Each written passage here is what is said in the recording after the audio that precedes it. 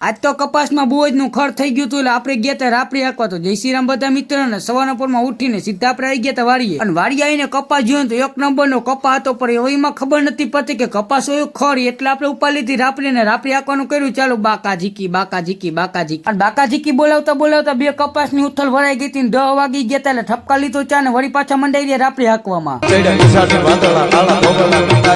રાપડી હાંકતા હાંકતા માન બપોર કર્યા ને ભાઈ આપણો કપાસ અહીંથી લઈને ઓલા સીધા લગર ચોખ્ખો થઈ ગયો. એમ તો રાપડી હાલી જાય એટલે કપાસ નામી દેખાય. અને ભાઈ બપોરટાનું થઈ ગયું હતું, પેલા આપણે બેસી ગયા જમવા. જમીન સીધી લંબાઈ દીધી, કેમ કે થોડોક આરામ કરવો પડે ને ભાઈ. રાપડી હાંકવી બહુ હમી લાગે. અને ભાઈ 2:30 વાગે ઓછીતાની નીંદર ઉઠી ગઈ, કેમ કે ભાઈ વરસાદ એવો ગાજતો તો આપણે એમ હમણાં આવશે, પણ એની પેલા આપણે મૂકી દીધો ચા. અને ભાઈ ચા પાકી ગયો એટલે ચડાઈ નાખો ચાનો કોટો ને પછી ભાઈ ધીમે ધીમે વરસાદ થઈ ગયો. તો ચાલુ નવા વરસાદ નો હવે રાપડી તો હાલશે નહીં, એટલે આપણે ઘરે જ જવાનું થાય. એટલે હવે આપણે ઘરે જ જવાનું હતું, તો ગાડી લઈને નીકળી ગયા ઘર બાજુ. ઘરે આવીને સીધા આવ્યા મેરી ઉપર ને ભાઈ અહીંયાથી ગામનો નજારો પણ એક નંબર દેખાય. અને આપણે પાછો લઈ આવ્યા હતા નીચેથી નાસ્તો. નવા વરસાદનો નાસ્તો કરવાની મોજી અલગ આવે. હવે તમે ફોલો કરતા જાઓ, 2000 ફોલોવર કમ્પ્લીટ ગાયો થઈ જાય.